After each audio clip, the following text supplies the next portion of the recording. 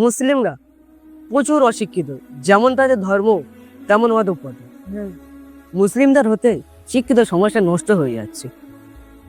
পৃথিবীর প্রথম বিশ্ববিদ্যালয় আল কারওয়ান বিশ্ববিদ্যালয় কারা বানিয়েছিলেন জানেন? মুসলিমরাই বানিয়েছিলেন। ফাতিমা আল ফিহরি 859 খ্রিস্টাব্দে মরক্কোতে বানিয়েছিলেন। রসায়ন, রসায়নের জনক কে জানেন?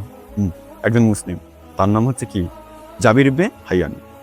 আচ্ছা, শুধু কি রসায়ন না, আচ্ছা আধুনিক চিকিৎসা শাস্ত্রের জনক কে জানেন? সেটাও মুসলিম, তার নাম কি? ইবনে সিনা। আচ্ছা, শুধু কি চিকিৎসা শাস্ত্র আর রসায়ন এই দুটো মিলে কি মুসলিমদের অবদান? না, আরও অবদান আছে। যেমন অঙ্কের বীজগণিত, এ এক্স, এই যেগুলো যে ইংলিশ অক্ষরে যেগুলো হয়, ওগুলো যে বীজগণিতের জন্য কে? কোনো অমুসলিম? না, অমুসলিমরা নয়, মুসলিম। তার নাম কি? আল খাওয়ারিজমি।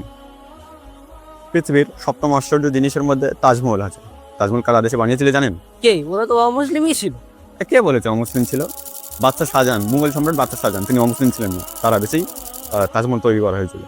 আচ্ছা, মুঘল সম্রাট তিনি তো বানায়নি, কে বানিয়েছিলেন?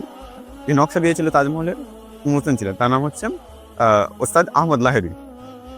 আর গম্বুজের আকৃতি, ক্যালিগ্রাফি সব মুসলিমরাই দিয়েছিল এই তাজমহলে। মুসলিমরা অশিক্ষিত নয়, বরং অশিক্ষিত হয়েছে তার ধর্মকে যথেষ্ট না মানার কারণে, অবহেলার কারণে।